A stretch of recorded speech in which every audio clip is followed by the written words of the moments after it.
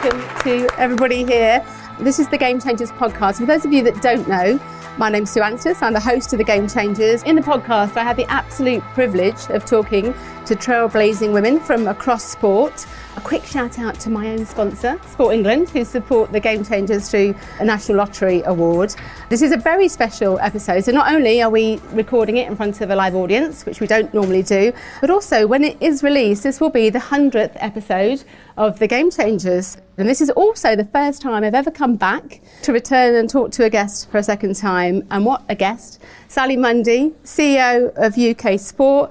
And if you'd like to know more, if you haven't listened already, to Sally's transformative work over 20 years at England Hockey, go back to series 1. It was episode 3 when we first spoke at Bisham Abbey all those years ago. And you very kindly had me back again to talk about your role when you were appointed as CEO at UK Sport. So welcome. Thank you for coming back. It wasn't so bad the last time you've come back again. Yeah, I'm not sure how I managed to allow you to talk me into doing it in front of a live audience, but yeah, here I am. Fantastic. So if I can take you back to 2019 rather, when we last spoke, and you, as I say, you were CEO at England Hockey, hot on the kind of success of the gold medal in Rio. You'd hosted a brilliant Home World Cup, driven massive transformative participation increases, taken that sport to those heights. And then obviously you then went from that role of success into a role at UK Sport that had had its own success and huge rise over time. So how did that feel going into the role at that time? Well, I was following Liz Nichol, who I think had done an amazing job at UK Sport. And I think my overwhelming sort of emotion was just one of real excitement. I'd been at hockey a long time. I loved it. I wasn't looking for a new job when the UK Sport gig came up, but there were probably only a few jobs in British sport that I would have been interested in, and that was one. So I sort of went into that process sort of curious, and then you sort of get offered the job, and then you're like, okay, I'm going to be doing this job. So overriding excitement, probably like most people going into a new job, a bit daunted, but really excited to have the opportunity that we have at UK Sport, and excited from a really personal perspective about learning a whole load of new stuff, having been in one job for such a long time previous to that. And Liz Nichol, series 3 of the Game Changers. I won't do that throughout the whole episode, but you can listen to her too. And obviously just 3 months into your role, COVID struck, which was, devastating for so many people, so many lives, but devastating for live sport and those athletes with many delayed and cancelled championships. So can you give us a flavour of those early weeks, perhaps, as you first sensed the enormity of what was happening? I think for probably a lot of people, and myself included, the first few weeks of COVID was kind of, there was a sort of almost a bit of an exhilaration about it. There was kind of fear because we've not been in this situation before. But from a work perspective, there was kind of a little bit of exhilaration because there was sort of real unknown. And I think that when it really hit me was actually when, I think it was the 23rd of March, the Olympic and the Paralympic Games got postponed. And I was like, oh wow, God, this is a big deal. Games had never been postponed before. And so I was looking at it through, I guess, probably 2 lenses.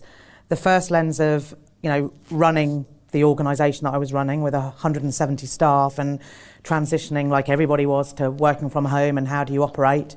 And then the other clear priority was about Olympic and Paralympic sport and the major events programme that we work in, and what did this mean? And you very quickly go into, okay, this is a proper crisis. I quite like a crisis, but I remember very distinctly talking with a group of the national governing body CEOs. There might be a couple of them in the room who will remember this conversation, and it was probably a couple of months into COVID, and things were really not good. We were working on sort of trying to get athletes back to training and so on, and you could really see the sort of the weight of the world on people's shoulders. And somebody said to me in this session, they said, Sally, you don't look weighed down by this. You look like you're enjoying this. And I said, you know what? I really am, actually, because I think as leaders, I'm not saying leading is easy, but leading when the going is good, actually, it is okay. I think what you really want is you want to be tested. And as a leader, you want to know that when the chips are down, are you good enough? Can you do your job as a leader effectively when things are really bad? So I think I was loving the challenge of, oh my God, is it going to get any worse than this? Everything's being cancelled or postponed. How do we keep Olympic and Paralympic sport alive? And I think I was loving the fact that this was just an incredible leadership challenge. Unique opportunity. Yeah, very unique.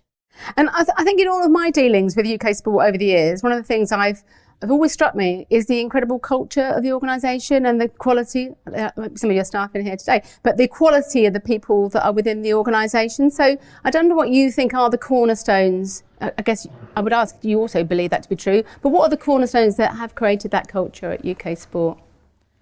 So one of the big attractions to me of the job was the quality of the people. So when you're leading a governing body that is an Olympic sport, you spend a considerable amount of your time with various colleagues at UK Sport. And of course, because we had hosted at hockey a number of major events, we'd worked with their events team. So I already knew the calibre of the people at UK Sport, and that was definitely an attraction to me in going there. And one of the things that I think, it sounds mad to think it surprised me when I got there, but it did. I knew how good everybody was, but just the depth of people's passion and commitment for what they do. And we're a relatively small organisation of 170 people. We have an organisation that is packed full of passionate experts in their field. And interestingly, one of my colleagues was saying to me earlier, who's not been with us that long, he said one of the great things about coming to UK Sport is that when you want to know something, there is always somebody that is willing, who has amazing expertise. But culturally, the way we exist is built on our values, and our values are around integrity and openness. They're around working together, and it's about commitment to excellence. And actually you see that every day. You can feel it, it's tangible amongst the people. And people come and work at UK Sport because they really care about Olympic and Paralympic sport and care about bringing major and mega events to this country. And they care about how those things have such a positive impact on society. And you can feel that working in the organisation. And did your leadership style change coming from hockey into a new organisation, do you feel? I don't think it did. People that know me will know that I wear my heart on my sleeve a little bit. You can usually tell what I'm thinking. You can quite often tell what I'm going to say or have an opinion on things. My natural place is one of collaboration. I'm very consultative in my style. It was one of the interesting things about COVID and the immediate period is that in that period I probably had to be more autocratic than I am normally. You know, you're in a crisis, you haven't actually got all the time that you want to consult. So there was definitely during that period me adjusting my style to the environment that I was in. But I think, you know, one of the things that I sometimes forget is that I'm the CEO. So I'm just Sally, and I happen to be the CEO of UK Sport. But when I'm talking to staff or other people, and like people say, you're important, or you're powerful, I'm like, no, I'm just Sally, and I happen to have this role. Everybody's part in this business is really important. I just happen to have the chief exec title, and sometimes I kind of forget that what comes with that title is people can be a bit intimidated by that, and I have to remember that they don't necessarily know that I'm just Sally. Just Sally. It's just Sally on the podcast. Fabulous. There's been quite a shift in the approach to winning medals at UK Sport, a move away from that very tough, no compromise attitude that rocketed Britain up the medals table in Paralympic and Olympic sport, to focus more on the social impact of sport and major events. So why was that decision made? I'm going to answer your question in a slightly different place, if I may. So I want to kind of bust a bit of the myth about no compromise, because I feel that it has many places been misunderstood. And this comes from not actually me being the CEO of UK Sport, although that is valid, but also my experience of having been a CEO in a governing body on the end of UK Sport policy for 10 years. No compromise was in large part around the fact that a lot of the sports that we work with, 50 odd sports that we work with, are probably what you would describe as amateur sports. And until National Lottery came along and the world-class programmes came along, most of the athletes in that sport were probably holding down jobs and training in the morning or training in the evenings. And what you used to hear from the athletes all the time was, it's a constant compromise. It's constantly having to compromise. I cannot be the best athlete that I want to be because I've got to go out and earn money. And so the no compromise bit started about trying to equip these athletes, and we fund almost 1,100 athletes to enable them to be able to train full time, to commit full time to their sport the way professional sports athletes can. But the second part of no compromise was about us as a community leaving no stone unturned to enable the best possible programs and preparation to be able to be given to the athletes to enable them to achieve their ambitions, their dreams. And so I think it's important to understand that how no compromise has probably been portrayed is perhaps a little bit misleading. Having said that, one of the things that we're very clear on in our new strategy is that we want to keep winning, but our first ambition is about keep winning and win well. And for us, the piece about winning well is about making sure we win with integrity. It's about making sure we have a more diverse team in terms of the athletes that represent Great Britain and Northern Ireland, but also have a much more diverse back office team. And it's about using the platform that we get from Olympic and Paralympic success and the platform that we get from major events to have a much more positive impact on society. Winning medals is fantastic. We love it. It makes us feel good. It makes us feel proud to be British. You know, who wasn't out celebrating this summer with all of the success that there's been? And that in itself is valuable and important. But actually sport has got a massive opportunity, and Olympic and Paralympic sport and the major events that we support, it's got a massive opportunity to have a much greater impact than just that medal moment, and that's what we're seeking to do. And does that mean that there will be a compromise in where we are on the medals table in order to achieve that social purpose and change through sport? We absolutely don't believe there needs to be. Our ambition is to be consistently top 5 in the medals table. We think that that's what we want in terms of we want sort of sustainable success, to be consistently successful. And what we're clear on is that actually it's the success and the live events that give us the platform to have the impact on society. And I don't believe that it's either or. Excellent. That's good. And you're also funding new sports now, away from some of those traditional sports where we saw a real plethora of medals for years and years. How's that been received, and what's driven those changes? And will we see more of those changes moving forward? So again, part of our strategic ambition is to be able to support a wider number of sports. And the reason we want to do that is because different sports attract different people in terms of participants and followership. And the Olympic and Paralympic programme, the rosters are constantly evolving and new sports coming on. And we want to give, people the opportunity to represent their nation in the new sports. And there's been some really exciting additions, skateboarding and climbing at the last games, surfing, but what's also really interesting is seeing some of the more traditional sports then adapting their formats. I mean, I absolutely loved the relays and the triathlon and the swimming, just so exciting. And it's brilliant to see actually the Olympic and Paralympic movement keep moving. I was going to ask you a question about government DCMS, but with all that's happening, I'm just going to move on past that question now. I'd like to focus a little bit, if I can, on women's sport. Last year, I think we saw Team GB send more women than men to Olympic Games for the first time in history. So how much influence has UK sport had on that change and transition? Well, the interesting thing I think about a lot of Olympic and Paralympic sports is that many of them are dual gender and are properly dual gender.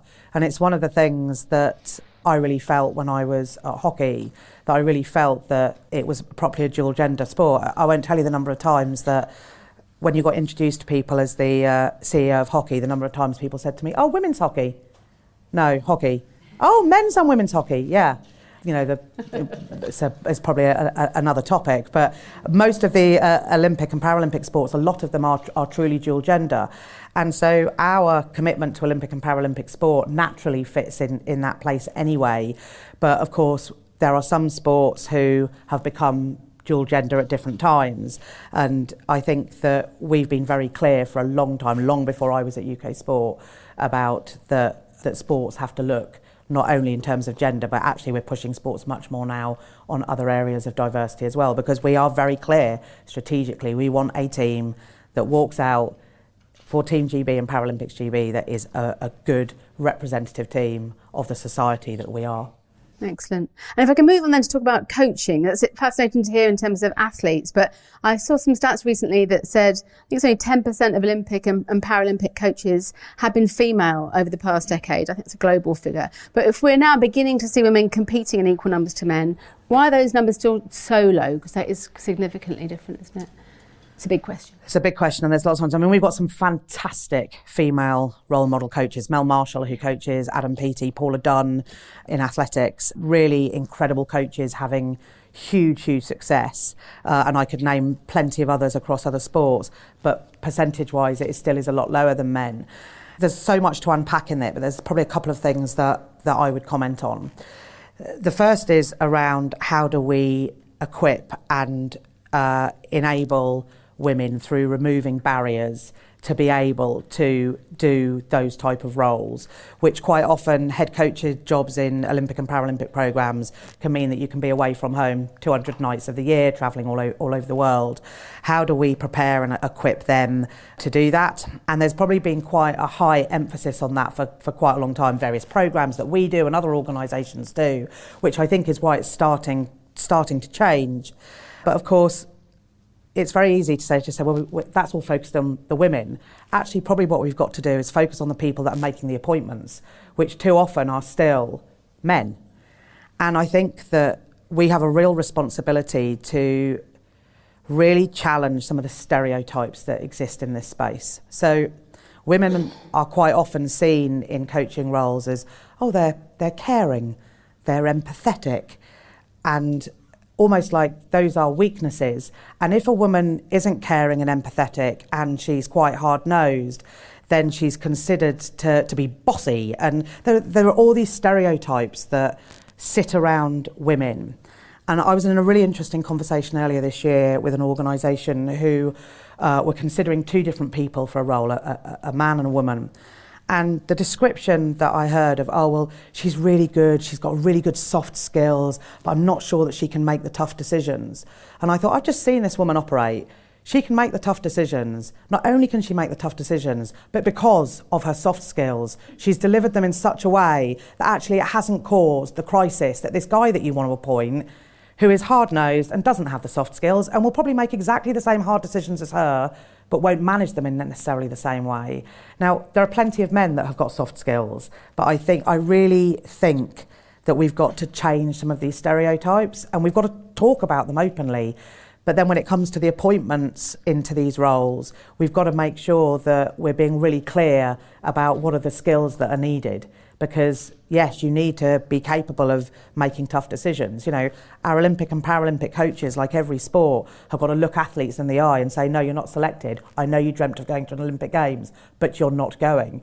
And that is really tough to do when somebody has put everything in their life into doing that, but to doing it in a way that actually is caring and empathetic to the person that's receiving that information. So, you can tell, can't you, by it's a topic that I feel absolutely, yeah. I feel quite passionately about. And what can UK sport do in that process to make those changes? Obviously, you're funding those NGBs and other organisations, but in terms of helping shift that ecosystem to change the selection process, the way in which coaches work, and so on.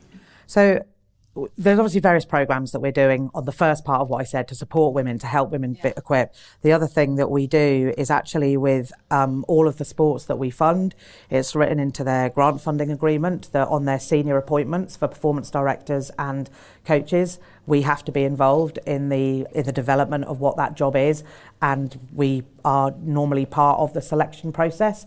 We've got actually in our senior team, we've actually got quite a high proportion of females. So when we're using our team to go and sit on interview panels, you know, I've been involved in a number of interview panels with sports for CEO roles over the last 12, 18 months. I have on a number of occasions been the only female there and the rest of their panel is male. But I've also been on panels where actually the sports have done a fantastic job of bringing a really diverse panel to make those decisions. And I think we just got to keep talking about it. I think most of the sports that we work with want to do it. I don't think it's a reluctance. I think it's just about us helping them and enabling them to do it. And are things changing? Are you confident that things, I mean, we get to gender parity and 50-50, but you think things are shifting in the right way? Well, you talked about the number of athletes going. In terms of sort of leadership in organisations, we have now 44%, I think at the last count, of board positions in the sports that we fund that are now women. We've still got, I think, quite a long way to go in CEOs and chairs, and I think that's something that we need to keep pushing. That there are a number of us that are females, and you know, I have a female chair as well in Dame Catherine Granger, but it's something that I definitely think there needs to be more of. And in terms of that next level down of you mentioned that the CEO, the chair, but then at that executive level, obviously you've done an amazing job. So the Code for Sports Governance, yourselves in Sport England, by funding and changing those decisions around funding based on people having better gender balance on their boards. But as we move into that level of senior managers, is that something that you track, or can you anecdotally reflect on any changes there? I think anecdotally we're seeing changes, but actually a big part of our and Sport England's agenda around diversity isn't just about gender. It's a much broader picture around having more diversity around the board table and throughout organisations, because evidence suggests, when you look at research around things like FTSE companies, that better balanced boards, better balanced organisations are more successful.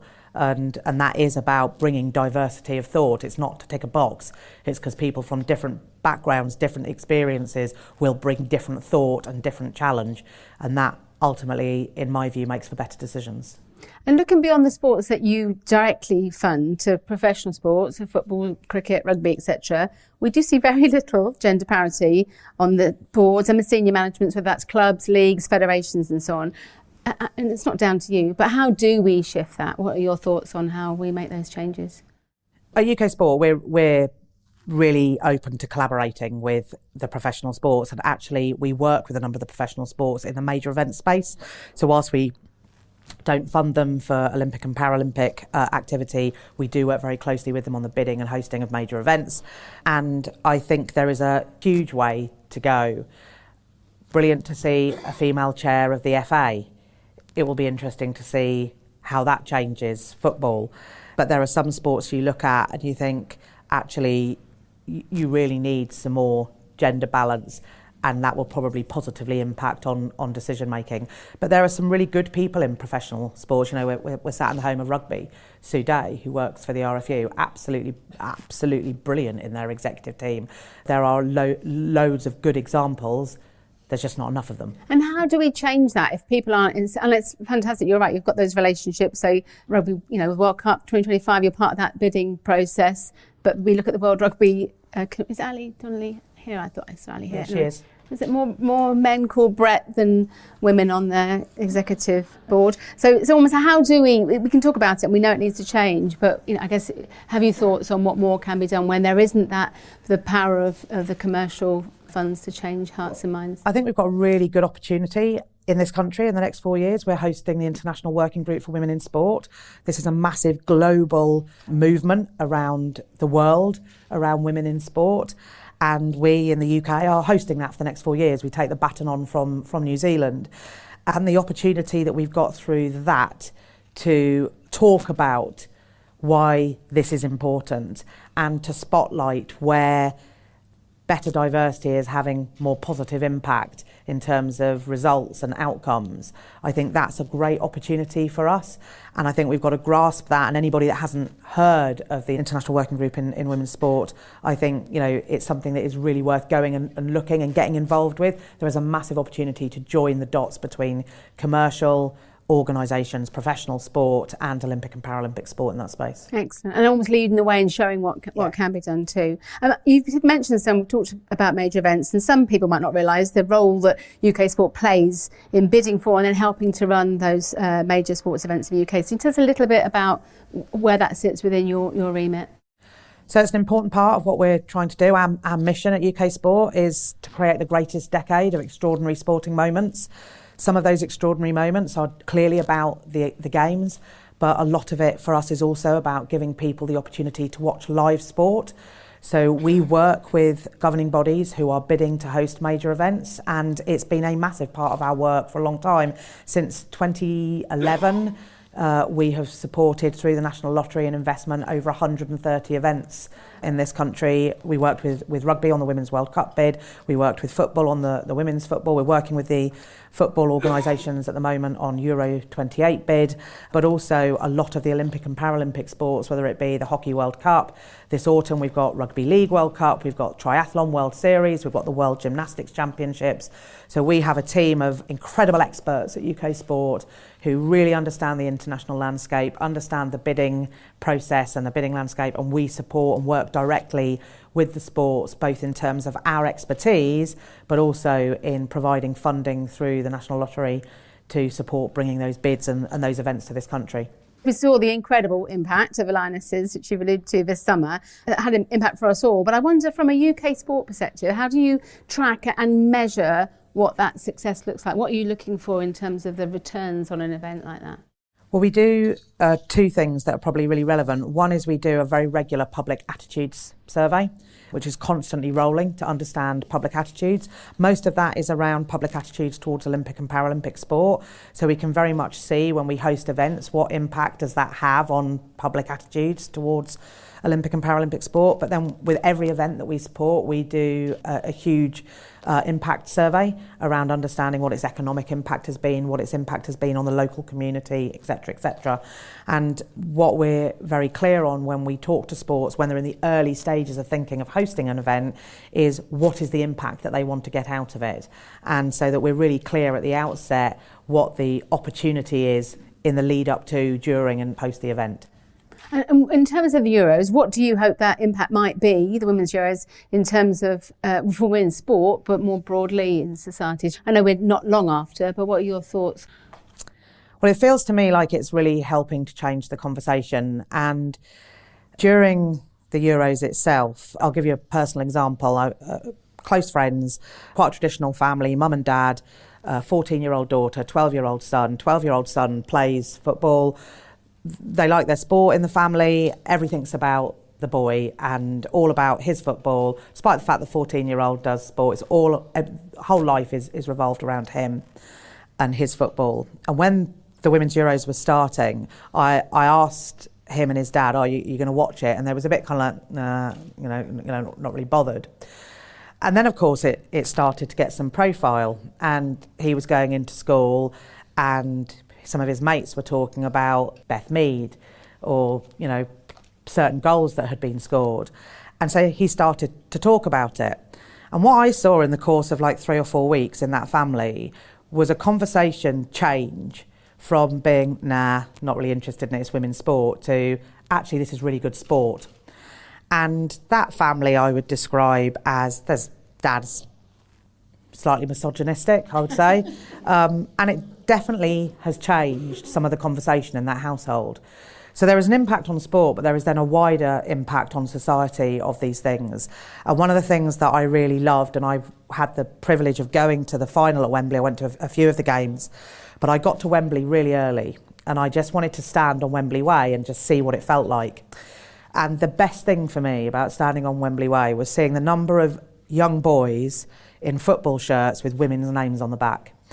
And that, to me, says quite a lot. So we've got to use these moments. I think that there are massive opportunities with the other events that we've got coming up.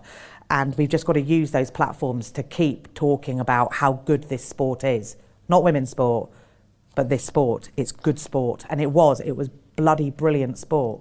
Nice little lead in there from your misogynistic slightly friend. But national women's teams, sports teams in England and in Great Britain have had extraordinary success in recent years. So whether that's hockey, cricket, netball, rugby, football, whether Olympic, Paralympic, Commonwealth Goals, World and Europeans. But there's still a small tranche of society that considers women's sport as somehow less than men's. So how does that make you feel, Sally?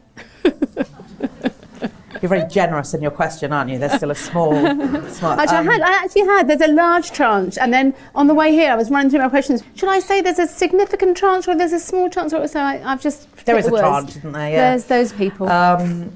So one of the things that surprised me when I left hockey and came into this role was that I really felt hockey was dual gender. I know I mentioned earlier about people used to ask me, was it women's hockey? But they weren't people in hockey that asked me that. It was people outside of the sport. Hockey always felt truly, truly dual gender to me, and the way that we viewed it was very dual gender. What I have found myself quite surprised by now working across professional sports and Olympic and Paralympic sports is just how much everyday misogyny actually exists, because I wasn't used to it in hockey, and that actually has been quite a surprise to me. So when you ask the question about sort of things like women's sport and people not valuing it, how does it make me feel? It makes me feel bored. It makes me feel frustrated, and we've got to stop saying thank you to people for being interested in women's sport. We've got to stop saying thank you to the media and the broadcasters for showing it. Oh, thank you for the crumbs. Thank you for giving us a little bit of airtime. Well, thank you for giving us a bit of sponsorship. These are incredible athletes who are playing incredible sport and who can't help but get wrapped up in it all. It is fantastic sport. And I think that and I know I have a responsibility in the job that I have, to just stop apologising, stop saying thank you for the tidbits that we get. And I genuinely believe that we are on the cusp with women's sport. And I think there are a number of sports that you've mentioned, hockey, rugby, cricket, athletics, loads of sports who have been doing amazing stuff in this space for quite a long time. We've now got to really make sure that just becomes mainstream. Hear, hear, hear, hear. You mentioned earlier, you've always had a very collaborative leadership style, and I think it's fair to say we've seen a real shift in the collaboration across those key British sports organisations in recent years. I don't know whether you've sensed that, you've seen that too, and if you think that matters. Well, given a lot of my pitch to get this job was based on that, then yeah, I do think it matters. I really felt at the time that what particularly Olympic and Paralympic sport was crying out for, but also the wider sports sector was crying out for collaboration. Now, does that mean that all organisations are always going to agree with each other? But I work incredibly hard to instill in our team at UK Sport the value and importance of collaboration. The challenge that we have is that we're a grant giver. We distribute over £500 million worth of money in an Olympic and Paralympic cycle. And with that comes things that mean that people have got to adhere to responsibilities of having public money, and sometimes that doesn't always feel collaborative.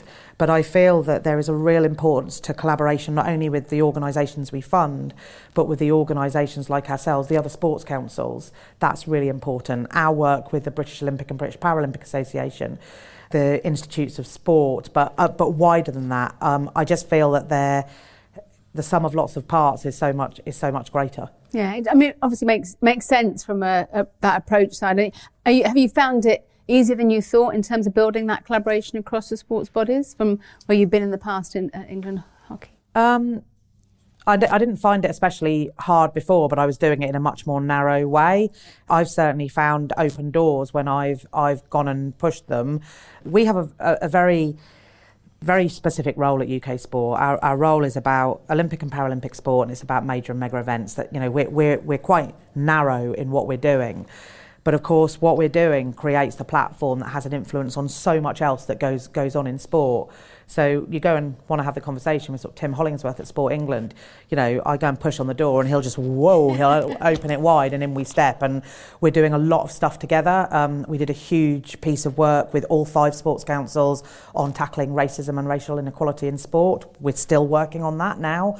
There is a whole load that we think we can do together that will have a greater impact on sport and a greater impact on British society. Yeah, it's very positive to see. I'd like to move on, if I can, to just talk a bit about safeguarding as obviously a huge issue in sport, particularly for young women, and much of that was highlighted in the recent White Review, which UK Sport commissioned in 2020 with Sport England after numerous gymnasts spoke out around bullying and abuse. So what do you feel are the biggest changes that still need to happen across sport today? Well, the first thing that we've done with Sport England, we co-commissioned the White Report, and we weren't sure if we would get to the right report being published and then there'd be a clear set of work for Sport England to do, a clear set of work for us to do and British Gymnastics. But what we realised very quickly was that actually there's so much that overlaps, and there is some very specific stuff in the White Review that is about elite sport, but there is a whole load that is about much wider sport. And we are working with Sport England in a collaborative way around what are the big shifts that need to be made. And of course we're working very closely with British Gymnastics specifically about that sport, but there are things that really big topics that the White Review suggests we need to open up and discuss. So we're in the process of working out kind of what are the most important things that have come out of that we need to address collectively. I think that one of the things that I would say is that my experience and our experience at UK Sport is that the vast majority of people that are involved in the programmes that we fund have a positive experience. But we're also very clear that one case of abuse is one too many. And this is where the balance of winning and winning well is really important. We're very clear we want to keep winning, but we also know that not every athlete will leave a programme having necessarily achieved what they wanted to achieve. But what we want is for every athlete in the programmes that we support to be able to look back and for the most part feel pretty positively about their time in a programme that we've supported. And making sure that we do things right and that the sports do things right is really, really important and at the heart of that ambition. And there was talk, I guess you've almost answered the question about that whole no compromise approach of sport, but perhaps it may have exacerbated that drive for medals at all costs. I wonder whether you feel there is a realistically possible to have a place where you can combine sort of nurturing, caring environment where we really look after the welfare of the athlete with that drive to produce medals and results, especially with young people too. I don't believe it's either or. We're very clear on that. It is not either or. You do not need to have a poor environment, a poor culture to win medals. I would counter the opposite from my own experience. You know, we have an Olympic gold medalist from the 2016 hockey team sat in this room. Their culture, in my opinion, is a big part of what contributed to their success. Can you win without winning well? Yes, you can. That's been proven. We're very clear that it isn't either or. The other thing that I think is really important to say is that Olympic and Paralympic athletes are exceptional human beings. They nearly always will arrive in a programme with their own drive and determination and motivation and desire to become an Olympic or Paralympic champion. They're not generally these meek, mild individuals that arrive and then it gets foisted on them, oh, we're going to force you into being a champion. These are highly driven people who are trying to become the best in the world at what they do. And to become the best in the world at anything, it's not going to be easy. It's going to be hard. It's going to be tough. But the really important thing is that we make sure that people understand what it will take. And we also make sure that they are supported and we wrap the right things around them. So, did I see athletes, crawling off the hockey pitch after a fitness session, looking like they might never want to return? Yeah. 10 minutes later, big smile on their face. Yes, we've taken another step forward because we know we're going to be the fittest team at the Olympic Games. There is a drive about these people. And actually part of sometimes what we've got to do is make sure that we're protecting them from sometimes their own drive.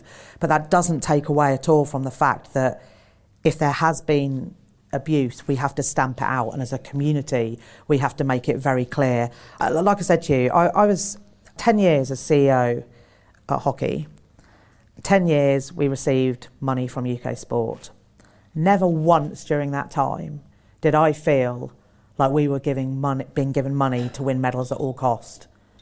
And if I had ever felt that, I can tell you frankly what I would have told UK Sport to do with their money. However, what I also accept is that because most of the sports that we fund, without our funding, as I said earlier, athletes wouldn't be able to train full time. They wouldn't be able to have the programs they've got. They wouldn't be able to afford to enter some of the competitions that they get to enter to qualify for the Olympic and Paralympic Games.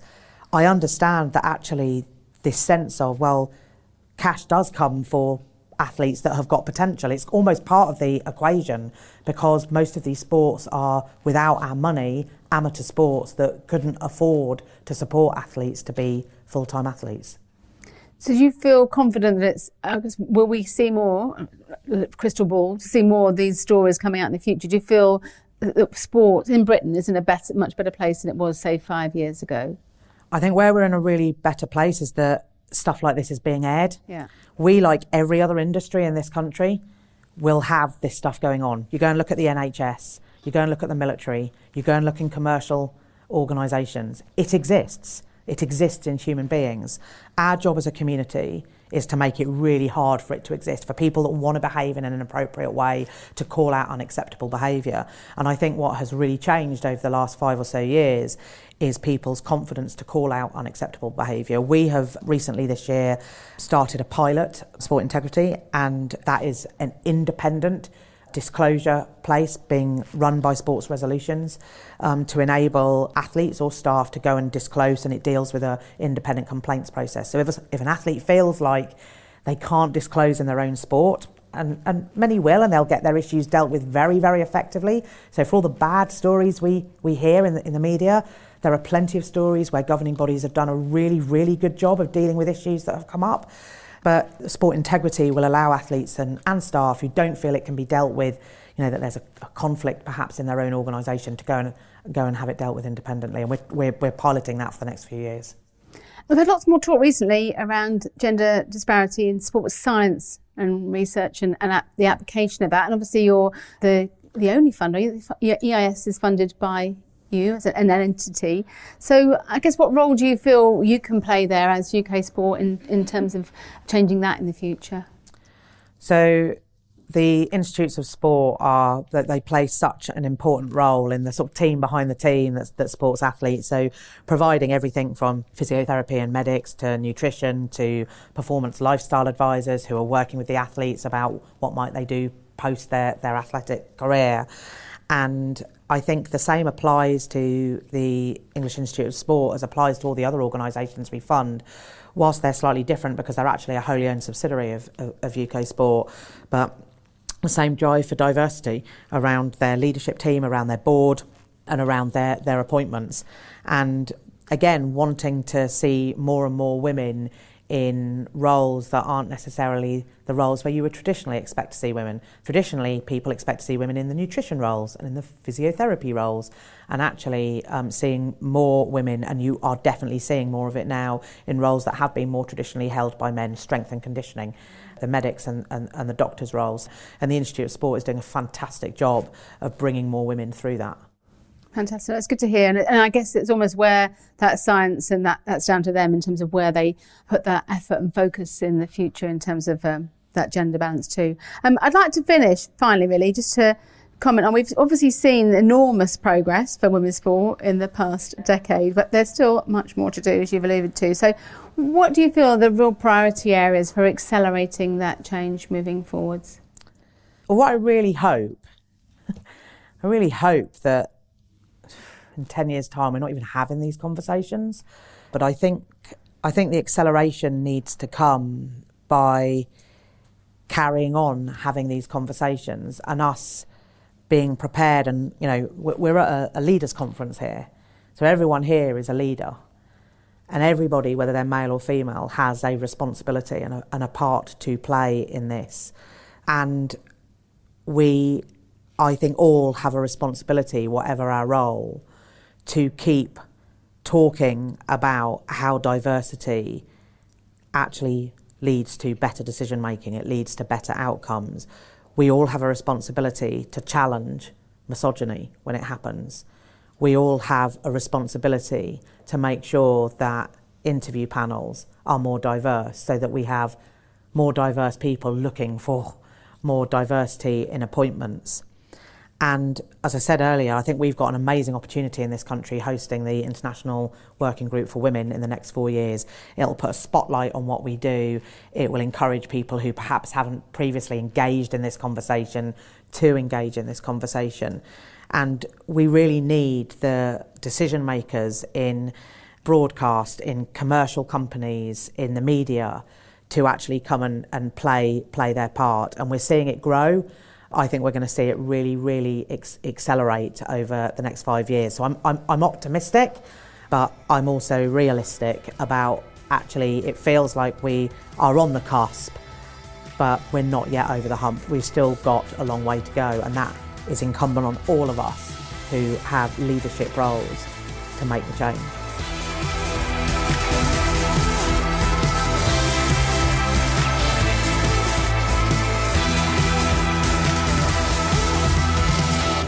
What an honour to talk to Sally again for a second time. I had such positive feedback from the audience attending who loved her openness and her honesty.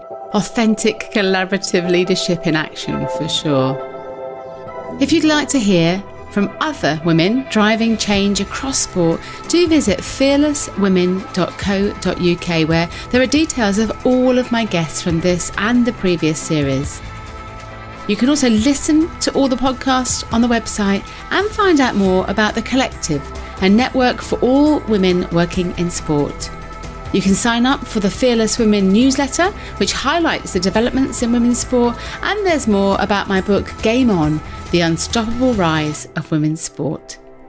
Thanks again to Sport England for backing the Game Changers through the National Lottery, and to our production team at What Goes On Media, including our rather brilliant executive producer, Sam Walker. Finally, thanks to my fantastic colleague, Kate Hannon at Fearless Women.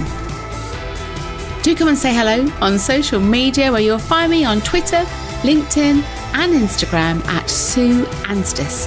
And if you have a couple of minutes, it would be great if you could rate or review the podcast, as it really makes a big difference in helping us to reach new audiences. The Game Changers. Fearless Women in Sport.